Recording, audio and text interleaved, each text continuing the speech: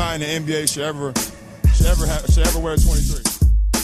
I've been working on that shot my whole life, and for that one to go in, that was liberating right there, man. And I'm not shoving it aside, like it don't mean anything. I know it's important. I honestly do. But we talking about 23 Shots of JD podcast. Hey guys, welcome back to the 23 Shots of JD's podcast news show 30 and 10. Essentially, we break down 30 teams 10 days before the NBA season. We're just over halfway through this mini-series, so if you just listening now and you haven't caught up, definitely check out the previous episodes. By now would have been, 18? I think around 18 teams already broken down. And that could be one of your teams that you've checked, that you sort of follow and stuff like that. So, yeah, definitely check that out. I did have a great guest on called Craig from Razzball.com.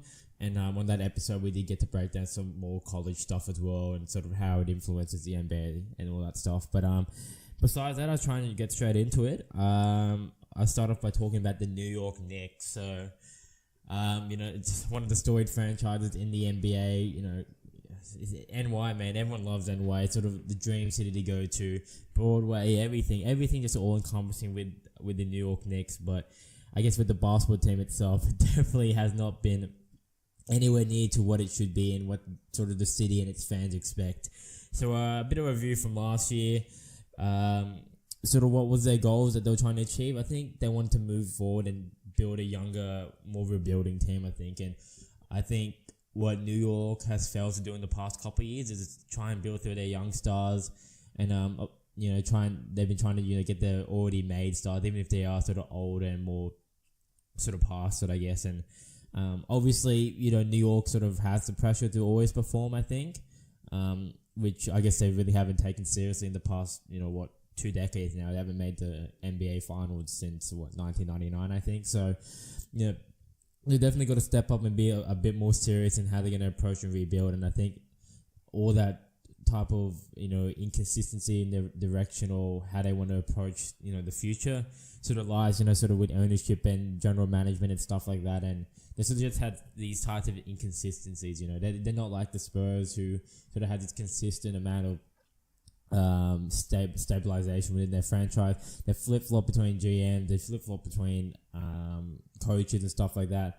And I guess ironically the only thing that stayed consistent is the owner, who people want the owner to sell the team. So it's a bit interesting. But yeah, like I said, they wanted to move towards a younger rebuilding team, and I think they realized that with the team they had, they weren't really going to make that much noise coming into any season prior to last one. So I think by them, they took a big step forward in achieving that by trading Carmelo Anthony to the Oklahoma City Thunder. And I think Melo was sort of the last piece they need to get rid of from that, that sort of period of time where they did make some playoffs. They did, progress decently in some of those seasons as well. But I think overall, it was him, it was Amari Stoudemire. Jason Kidd was still there around that time as well. I think all those sort of older players sort of went past it. Obviously, Amari Stoudemire had that, that injury, and I think Carmelo himself sort of just went on that athletic decline that a lot of players get when, he gets to around his age. He's like, 34, 35 now? So he's old. Not many people, back in the day, in the 80s and 90s were playing up to 35 years old. It's sort of a new phenomenon to see these people in their mid-30s, like your LeBron James and stuff like that, to be excelling. Even Dirk Nowitzki at 40, excelling to some degree. But I think Melo, being the singular focus in New York, was not going to achieve anything. I don't think they were going to make the playoffs if they had him still on the team. So I think it was a strategic move to, move him on and try and rebuild, like I said, through a more young and more promising core. And I think one of the key factors in that core was Porzingis. Kristaps Porzingis, I think he showed, especially early on in the season, that he's definitely someone that you can build around. He's, there's a reason why they call him the unicorn. He's a unique player. He's a once in a type of generation type talent, in my opinion, even though I guess, he hasn't really had the resume, he doesn't have any all-star games, no all-NBA teams, but the guy's 7'3", can shoot.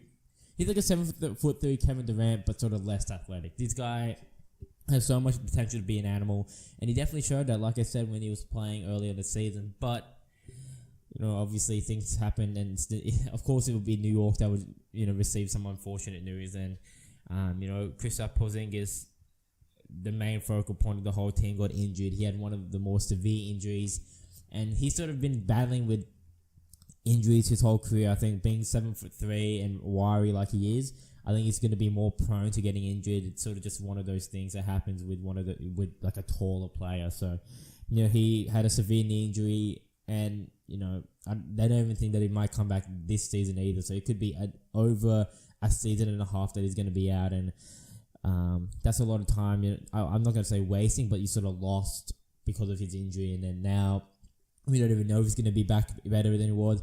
I think, nevertheless, being 7'3" and shooting threes at the clip that he can do, and I think he could still be sort of a defensive force that he was, before the injury.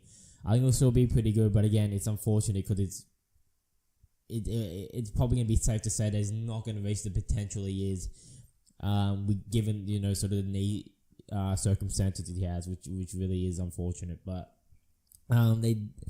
you're sort of reiterating the young core they're trying to build. They picked up in the draft Frank Ntilikina. I like to call him Frankie Nicotine, but it just sounds funnier. But they picked up Frank the Tank. This guy has so many names, but Frankie Nicotine, basically, it's sort of an interesting pick. I don't think a lot of fans. Again, he was a European player. Not much about him, but I think what was known, especially through the draft and all those sort of draft experts, especially sort of the EuroLeague experts as well, what they're saying, was that he was a solid player, sort of like a I think people sort of describe him as a Rajon Rondo type. Like he's super long, defensively sound, and I think he can shoot a decent three ball, but got to get better to be a more playmaker and offensive juggernaut. But I think he was a decent pick, especially at the time.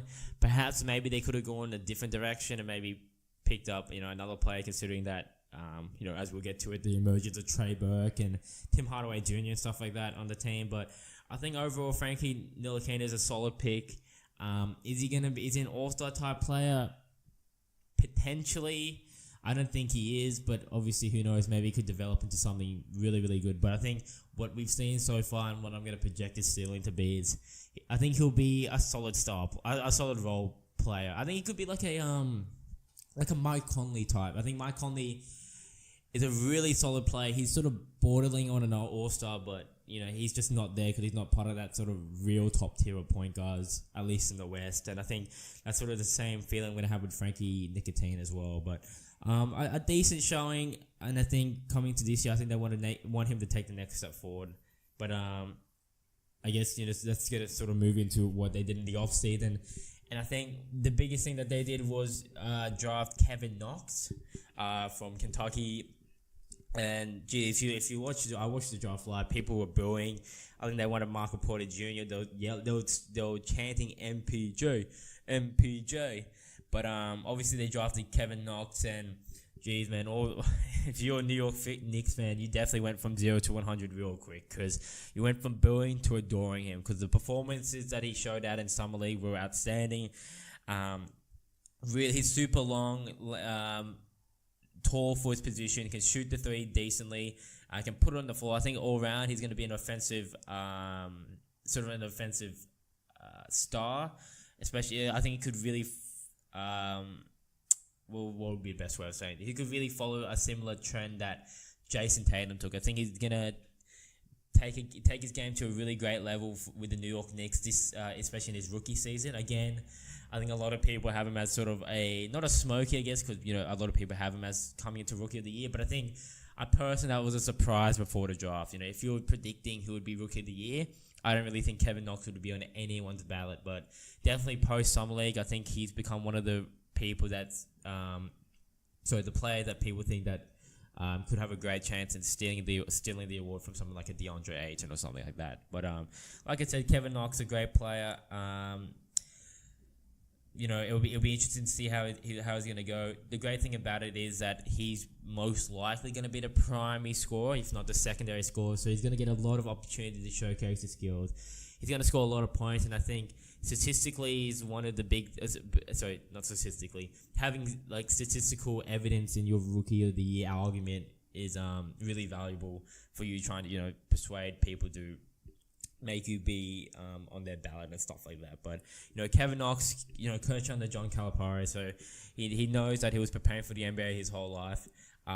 Funnily enough, could have had an opportunity to play in China for $1 million, but rejected that, and it looks like it all worked out in the end because he still got a fat contract in the NBA. So definitely look out for Kevin Knox, great player, and I think he'll surprise some people. The way he surprised people in the Summer League is going to be the way he's going to surprise people in the NBA season as well. But in addition, I actually should have mentioned this in sort of reviewing the Knicks the Knicks' season. They got Fizzy, they got Fizdale, and this will be Fizdale's full season.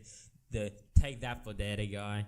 I think he's gonna have a great impact on this young team as well. I think the great thing about Fizdale, and I think people that were on the Miami Heat team like Chris Bosh and Dwayne Wade and LeBron James sort of echo these testaments as well, is that he knows how to sort of make you motivated. And with a team that, let's be honest, is not going to be looking to get anywhere near the playoffs, I think the team needs to be motivated to not necessarily win, but to always develop the game and improve and improve and improve. And I think that's what Fizdale is going to do.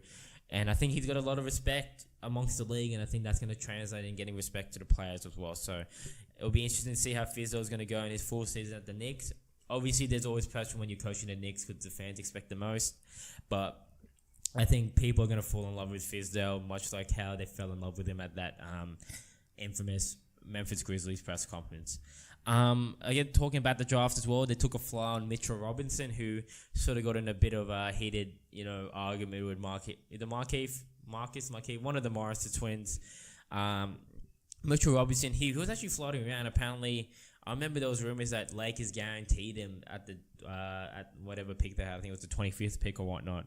So it was interesting to see that he fell into the second round. It's unfortunate to hear because he was one of the top recruits in high school basketball. Was meant to go to Western Kentucky, but that just never materialized, and he sort of just sat out the whole year. Had some bad advice from people around him, but in the end, still made the NBA. And I think he's gonna be a solid player. I think he's sort of one of those new age bigs. I'm not sure about his sort of perimeter game, but he can pick and roll to the basket effectively. He's going to defend. He's going to rebound. I think he can sort of develop in that Clint Capella mode, and I think he's definitely going to be a smoky. I think he's going to get decent amount of minutes.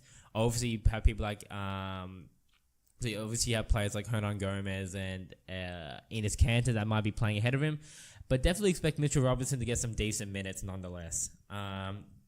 Some other people that they picked up. Mario Hezonja, what can we say about Mario Hezonja? I sort of probably mentioned it in the Orlando episode a couple of days ago. But basically, Mario Hezonja is just definitely underwhelmed everyone. I think he was meant to be sort of a special talent. He was a 6'8" shooting guard that could shoot the three. And I think even though he didn't show much at Barcelona when he was there, I think he showed enough that he showed enough for the Orlando Magic to pick up number 5. And it sucks to see that the way his career sort of spiraled downwards, and I think he sort of created that sort of he sort of added to the type of stigma that European players can't excel in the NBA and stuff like that. But I still think Mario Hezonja is young enough to be a decent player in the NBA, and I think having the opportunity at the New York Knicks, I think it's an open run at the New York Knicks. I don't think there's any guaranteed starter spots. I think it's whoever's good enough is going to get the most minutes. And I think if Mario Hezonja can came into training camp looking sharp, looking that he's wanting to play, I think he's going to have the opportunity to play nonetheless. And another player they picked up, I guess another person that was sort of been an underwhelming lottery pick is Noah Vonleh. He was a top 10 pick from Indiana. He was sort of meant to be one of those new age bigs again, can shoot the three. He was shooting the three at Indiana, defend, rebound, had a great measurement in regards to just his size and stuff, but again, just has not materialized at all. So, hopefully Noah Vonleh can have a bounce back season. And I guess that sort of leads to what we should expect just from the team as a whole this season. Again, I think they're going to reiterate this sort of build and develop young core. Very much how sort of the 76ers have pioneered. They're going to always build young, and I think definitely try and develop, the young players, like I mentioned, Ntilikina, their new draft pick, Kevin Knox. I think they have a decent amount of play and a decent amount of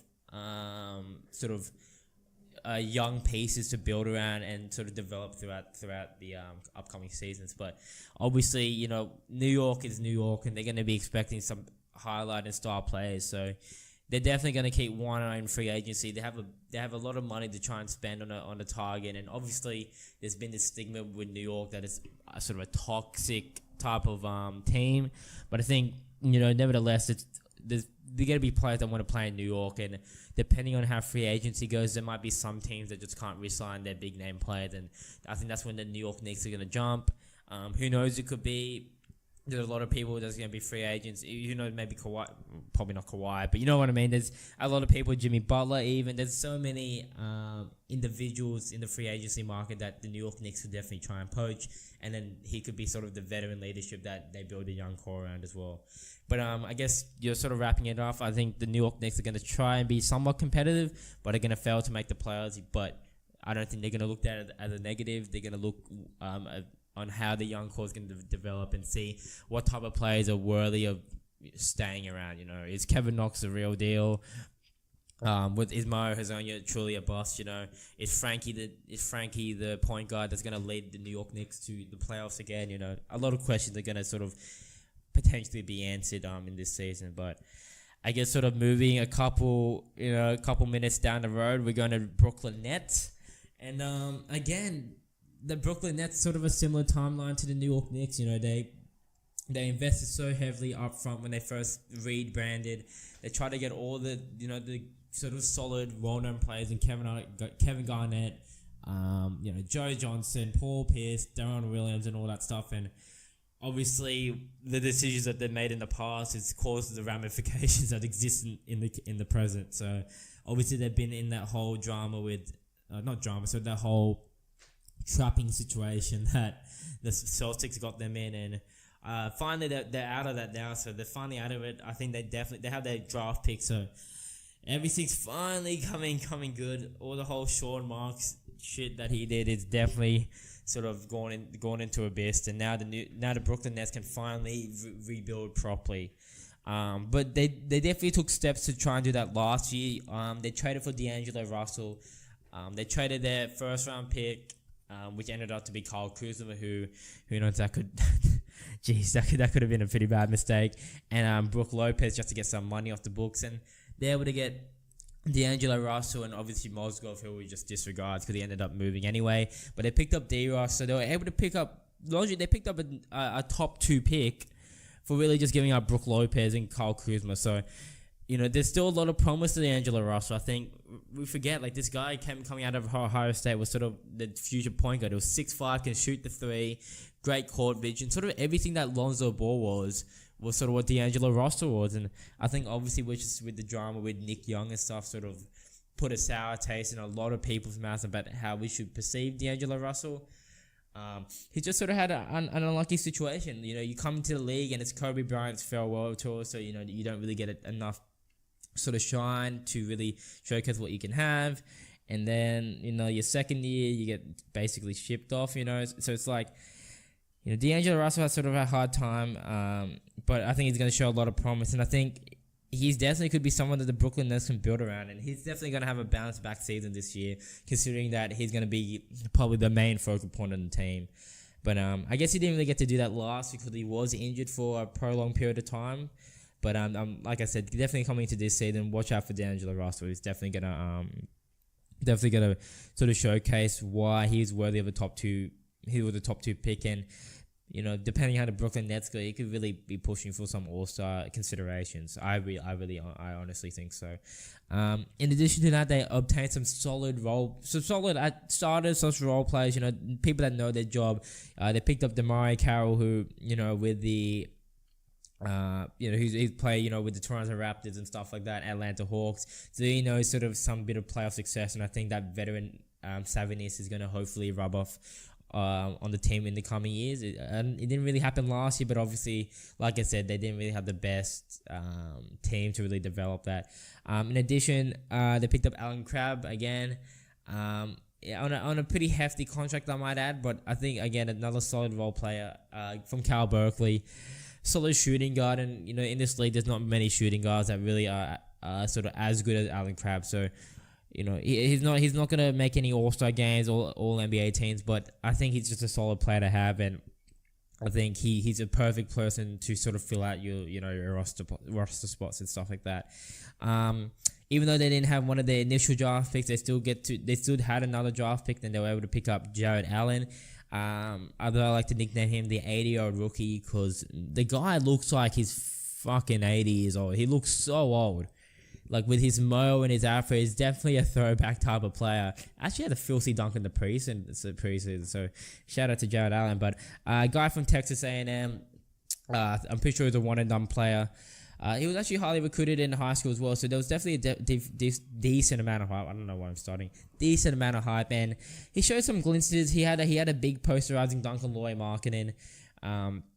But I think Jared Allen's a solid player. Again, I don't think he's going to be a sort of a needle mover in the future, but as a center, I think he could be a really, really solid center for the Brooklyn Nets. And the pick and roll action that he and D'Angelo Russell can sort of provide, it will be going to be really positive for the team in the future. So, shout out to the guy that looks like he's Benjamin Button. He looks like he's doing a reverse, but he's doing a Benjamin Button. He looks like he's Benjamin Button with his age too. Jesus.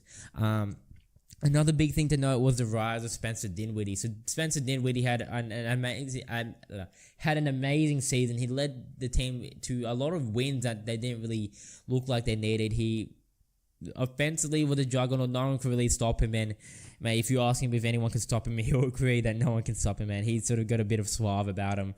But like I said, the rise of Spencer Dinwiddie was sort of unexpected, and I think sort of creates this sort of dynamic where potentially he and Russell can play the 1 and 2, and now you got multiple ball handlers on the court. It might work out positive that way. But Spencer Dinwiddie rising to the feats that he did. Obviously, there could have been consideration for him to be most improved, but I think there were so many players that improved as well. But I just want to note Spencer Dinwiddie because definitely played really, really well last season, sorry. But I guess overall the team, they were an average team and a really just a non-playoff factor, which we've sort of been accustomed to with the Brooklyn Nets. What did they do in the offseason? They cleaned house. They really just cleaned house. They got rid of Jeremy Lin. They got rid of Timothy Mozgov, as I mentioned.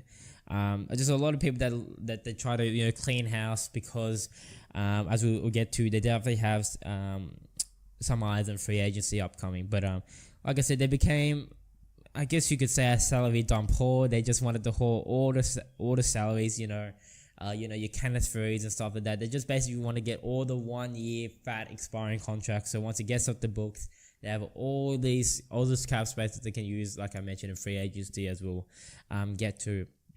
But the one thing they did pick up was sort of the 23 shots of JD GOAT, and that was Joe Harris. Joe Harris gets re-signed. The guy whose stats are so insane that I'm surprised that he stick with the Brooklyn Nets and no other team picked him up. A guy that's a strong 3-and-D player, really unassuming because his name's Joe Harris and he looks like an average white guy, so he doesn't he's not going to really be in the spotlight or anything. But I think a really solid pickup for the Nets, and I think he's going to continue on the type of form he produced last year as well. So shout out to the man Joe Harris, you the man. But I guess what should we really expect from the Brooklyn Nets? I think we should expect, like I mentioned, a big step up by D'Angelo Russell. I think he's going to try and prove, coming to, what's this now, his fourth season? Yeah, his fourth season. He definitely wants to look to step up. Carson Towns has already made a playoffs. So, D'Angelo Russell's definitely got to try and prove that he's was worthy of that number 1 pick and that he doesn't fall into, I don't think he'll ever be a bust. I think he'll always be solid, but when you're at the number 2 pick, you're trying to look for an all-star caliber or a championship caliber type of player. And I don't think D'Angelo Russell doesn't want to be disassociated with that type of claim. So I think D'Angelo Russell is definitely going to step up and try and prove that he's a leader for the team and that he's the future point guard, which I think the Brooklyn Nets will be happy if that materializes. Another big step up you should see as well is from Rondé Hollis Jefferson. Oh God, it's sometimes hard to pronounce it, but you know what I mean. Rondé, I think, is going to take a big step up as well. He's a solid player defensively, really, really sound, and I think if he keeps up his defense, he's going to definitely always be in the NBA, but definitely expect him to step up offensively as well. I think at the small forward position, he can definitely make that his own. I know I mentioned sort of like Damari Carroll and even Alan Crabb and even Joe Harris for that matter, but I think Rondé is sort of the person that's looked at as he's still really young. He still has time to develop, and I think if he shows that he can take a big step forward, he's going to be sort of another critical piece that the Brooklyn Nets want to build around, along with, you know, D'Angelo Russell and Jared Allen and all that stuff. So, I think the Brooklyn Nets are going to try and be competitive against sort of like the New York Knicks. They want to be competitive, but I think in the end they're going to fail to make the playoffs. But I don't think this season's sort of really important for them. I think, like I mentioned, they have one eye towards, not even one eye, they have two eyes towards free agency because they have two max spots that they can give. And obviously with the news that Kyrie Irving sort of gave a verbal commitment that he's going to re-sign with the Celtics, I think maybe he's sort of out of the picture. That's definitely the Brooklyn Nets will. The Brooklyn Nets were definitely looking at him. But I think Jimmy Butler's still on the table. There's a lot of other players that the Brooklyn Nets can sign or make a play for. So I think they're definitely going to look to try and again be a relevant team in the East by building through free agency coupled with their young core. But that's sort of, the Brooklyn Nets, again, I'll sort of give a more holistic view. I think, again, solid team. They'll try and be competitive but fail to make the playoffs and look to try and, make a big splash in free agency, you could say. But, we'll move on to the next team, and that team is the Toronto Raptors. I don't know why I did that. But Toronto Raptors review of last year. So what can we say about the Toronto Raptors? They were aiming for the finals. I think they've, before the season, obviously the season that we saw probably wasn't the best for the Raptors, but definitely before the season they were aiming for the finals because of this sort of perceived open East. And with the team that the Cavaliers had, especially with the departure of Kyrie Irving and the trading of Isaiah Thomas, I think the Raptors thought like this is our opportunity to try and make the finals, and I think everyone thought that as well. I think the Raptors is one of those teams that showed a lot of potential to make some damage throughout the year, and I think they constantly, came into the intersection of them and LeBron, and then LeBron just, fucks them up hard. But the Raptors, like I said, they were aiming for the finals because they thought it was an open field, and they were trying to do that with the same core players that they had in Serge Ibaka, Kyle Lowry, DeMar DeRozan, Jonas Valanciunas. They were trying to run the same core group of people and try and see if they can have one more sort of rodeo and try and beat the Cavaliers and make it to the NBA Finals. They did draft a really influential player in OG Anunoby, a solid role player. Just the best name in the world, OG Anunoby. What a sick name. But OG Anunoby played a really solid part in the Raptors rotation, even getting some starter minutes there in some games as well.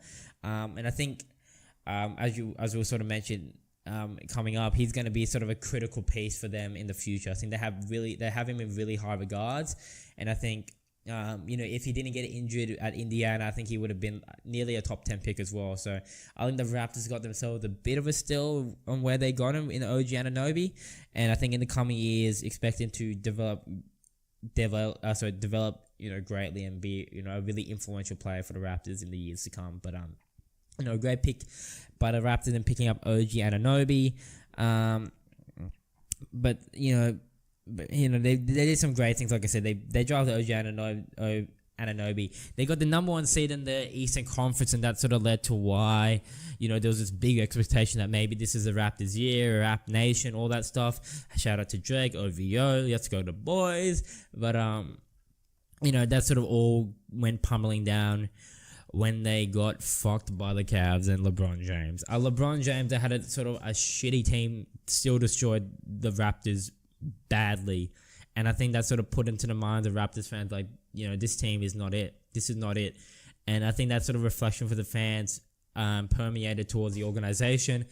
And they made a big step in firing head coach why do I keep forgetting his name? Dwayne Casey, sorry. They fired head coach Dwayne Casey, who ironically became coach of the year, as we sort of mentioned in the Pistons episode.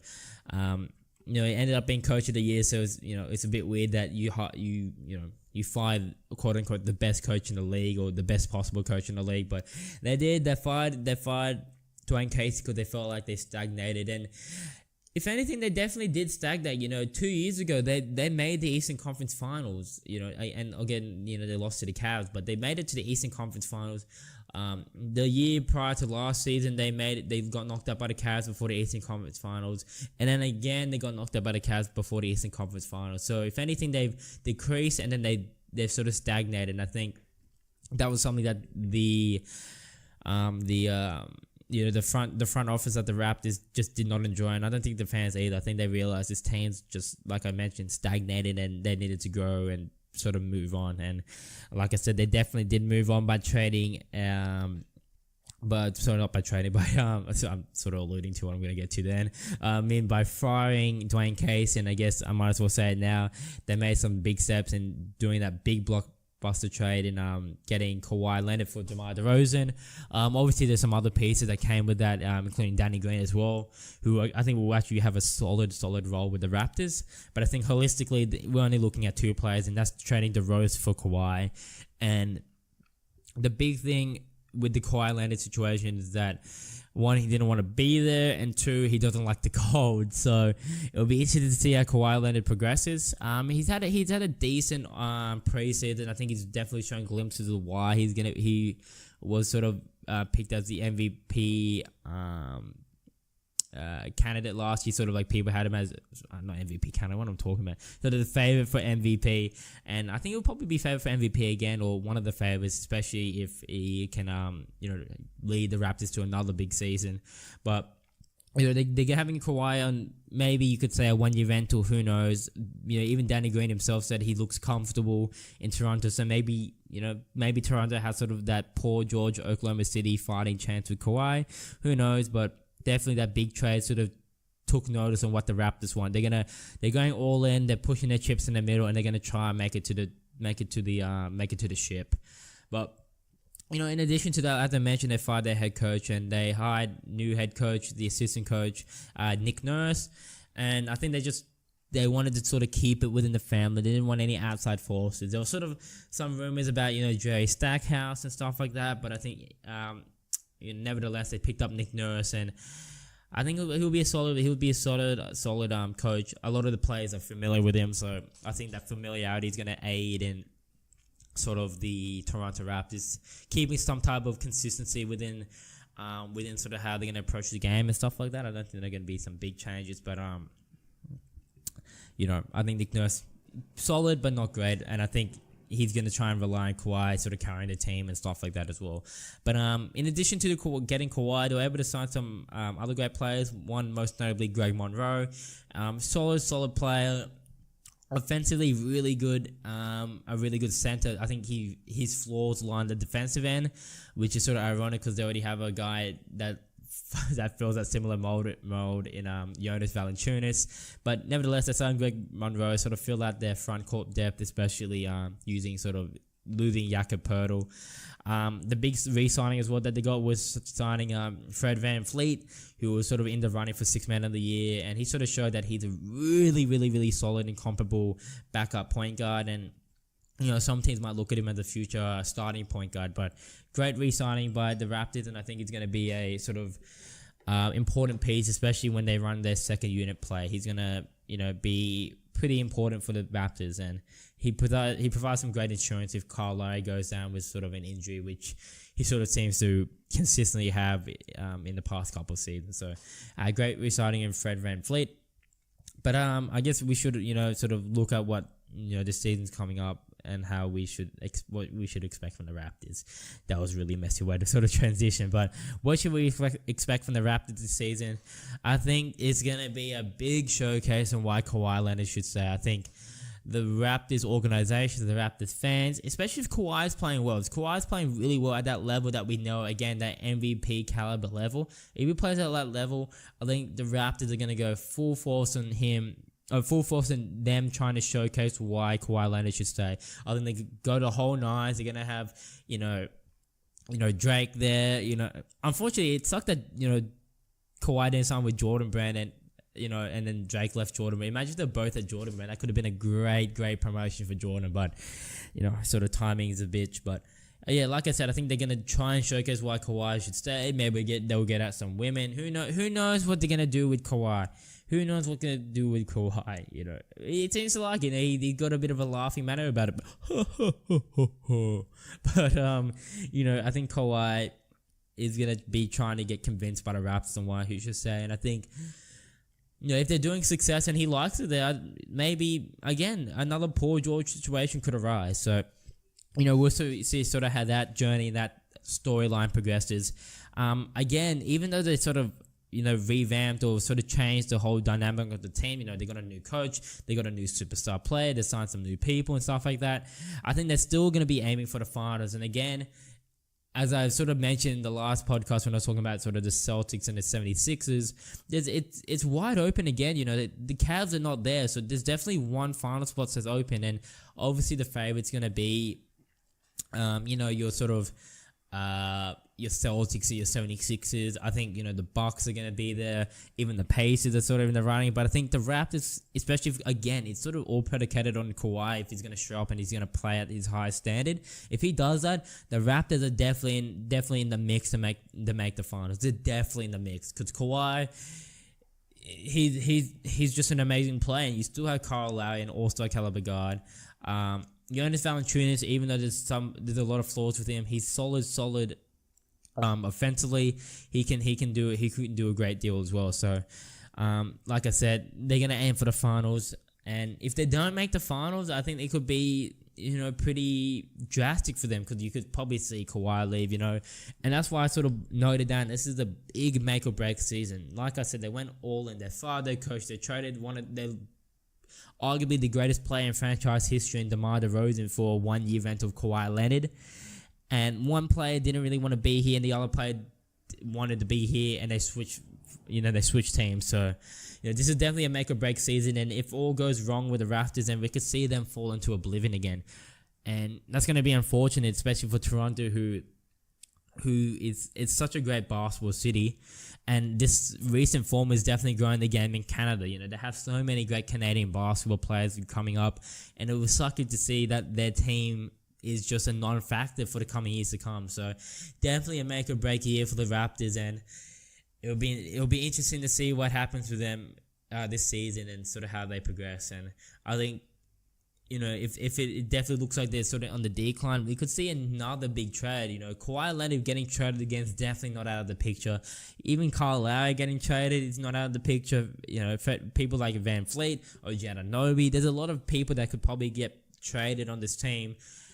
And that could be a trade to try and build the team to make it more of a finals contender, or that could even be a trade to decrease the team maybe in the short term, but maybe looked at long-term options and stuff like that. So, like I mentioned, it's going to be a big make or break season for the Raptors, but nonetheless, it'll be interesting. It'll be interesting for all these teams, as I mentioned. The Knicks are going to look a bit more different. They're going to look different. The Brooklyn Nets are going to look different, and the Raptors are going to look different. And ironically as well, it looks like I didn't really sort of plan it out this way, but it looks like there's sort of two teams going in one direction, which it looks sort of on the incline, and then it sort of looks like the Raptors on this sort of level plane, and then one way they could go up, or one way they could go down. So it's going to be interesting to check out these teams, especially with the Raptors and the whole Kawhi Leonard situation. But I'll sort of end it there. I guess I was sort of brief on some stuff that sort of happened.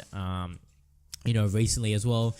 Jimmy Butler, his whole argument that he had with Tom Thibodeau and the Minnesota Timberwolves during practice, I liked it. I really liked it. I think a lot of people didn't like it because it was sort of unauthorized and stuff like that. But I think I'm always pro play in these situations, if you know me. So that's why I'm sort of rooting for Jimmy Butler in that circumstance.